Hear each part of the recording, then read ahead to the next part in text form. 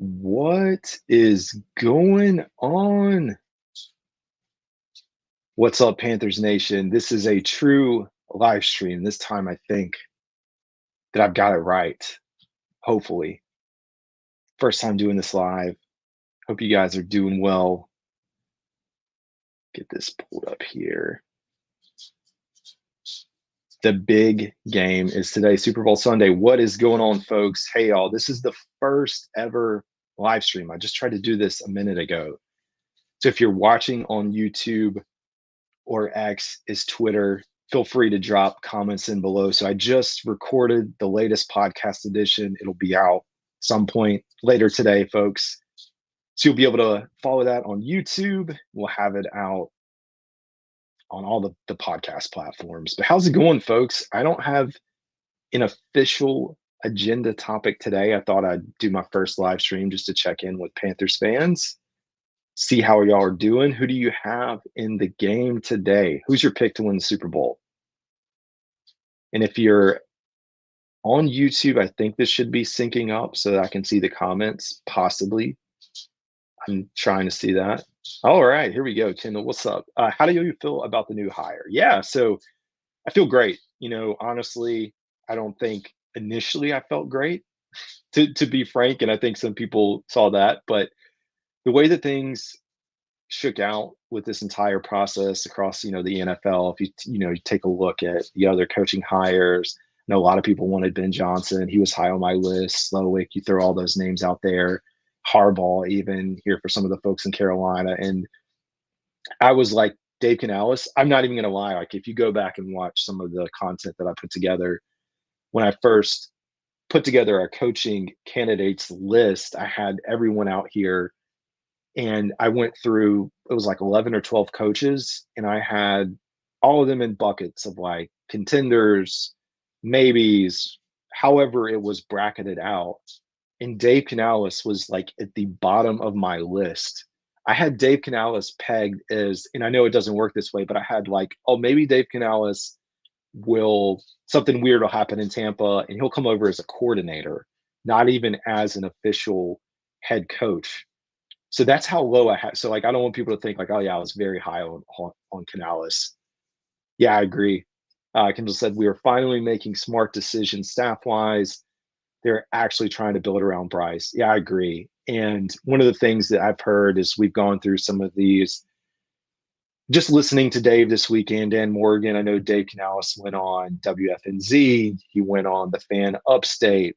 He went on somewhere else with John Ellis, and I believe it's 99 something, the Fox in Charlotte. I've tried to listen to all those. He talks a lot about alignment. He talks about being excited for Bryce. So just in the podcast that I recorded, I was talking through part of what he said in his interview with WFNZ.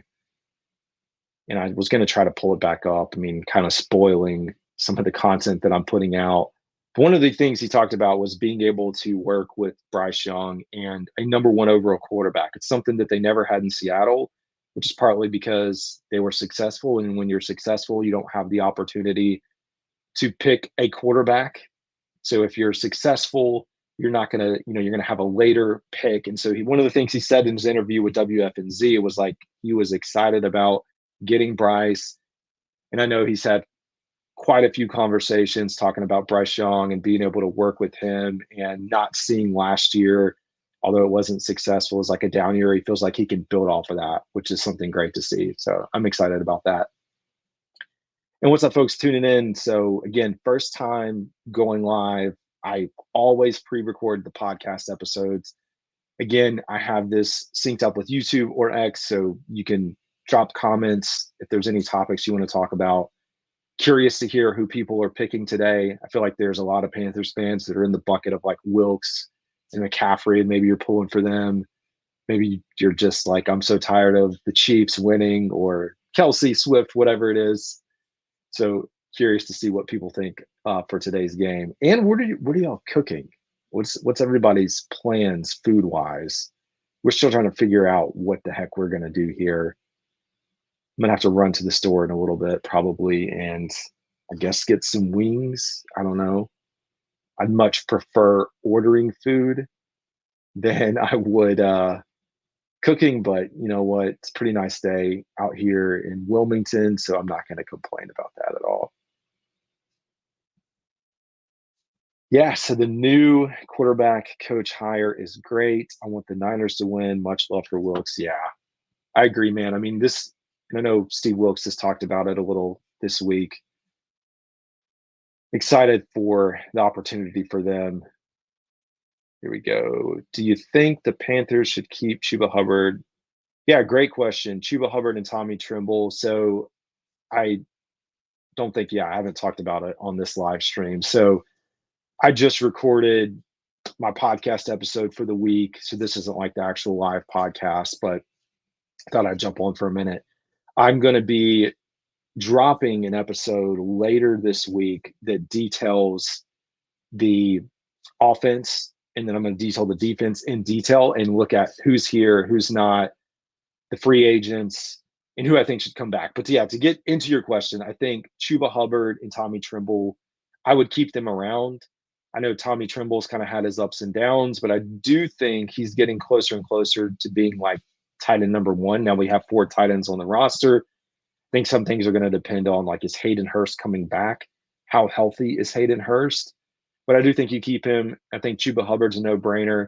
I think the question that people are going to be asking is Miles Sanders. And unfortunately, there's not a lot you can do with him this year because of how much he's owed. And maybe next year, if things are still not going in that direction, they can cut ties with him.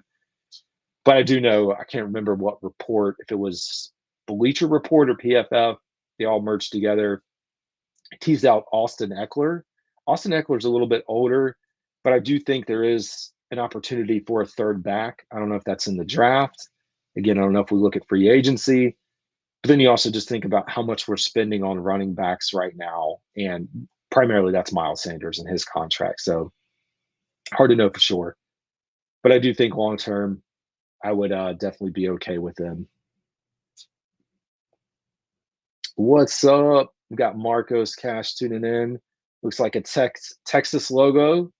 Love that. My grandfather's family hails from Texas and went there, Gonzales, I believe, and when I was very, very little as a kid. And so, anyways, got the full family history, ancestry there, and it's really awesome to see that. But what's up, man?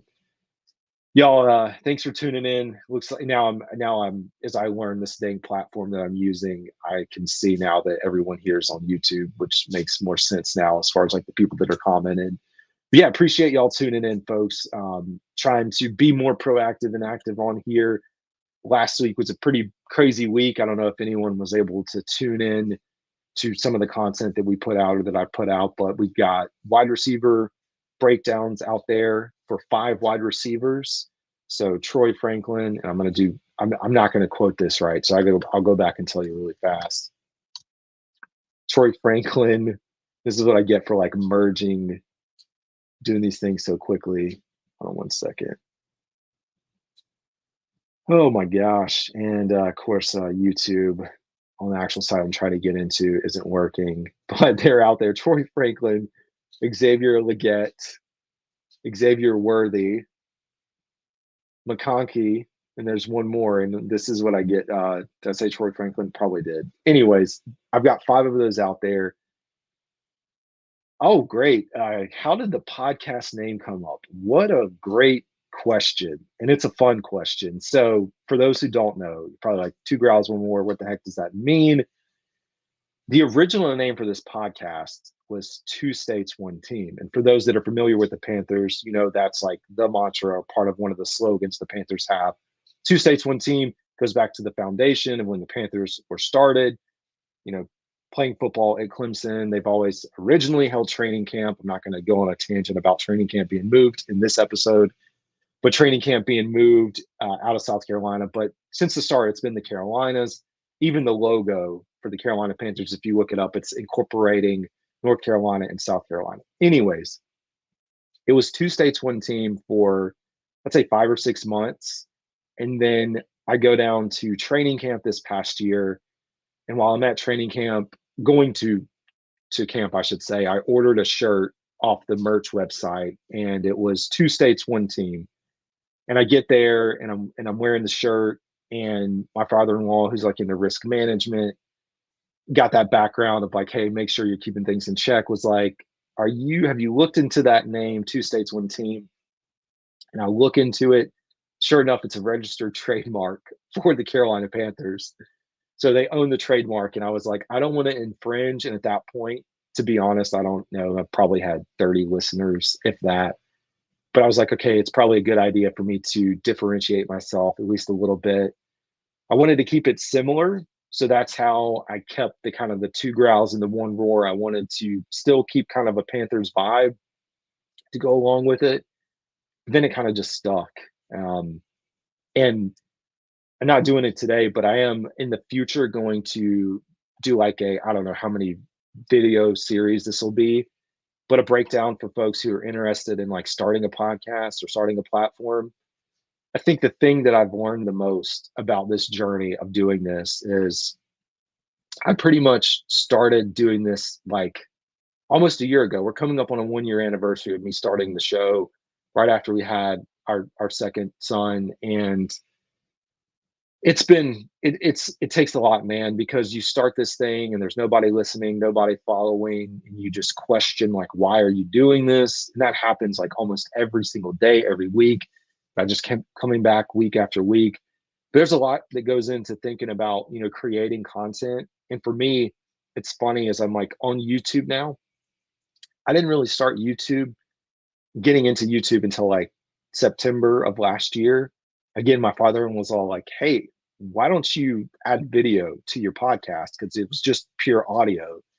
And I was like, sure, why not? Why don't I add some video? And so I slowly started doing that. So, like, through the season, I got no views. I would say there was some views with the Cowboys game, the Detroit Lions. There was a few other fan bases that like found my previews of the games and they would latch on, and I'd get maybe 200, 300 views for those. But then all the others were like 10, 15 views.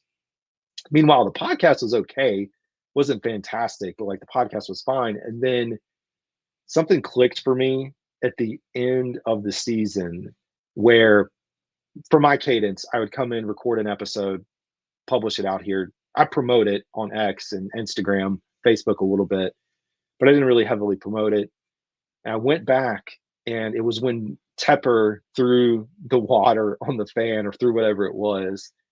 And I kind of like in that moment was like, oh, this would be a great opportunity. Like it just happened. Like I remember seeing it and was like, oh, is this real? Did this really just happened?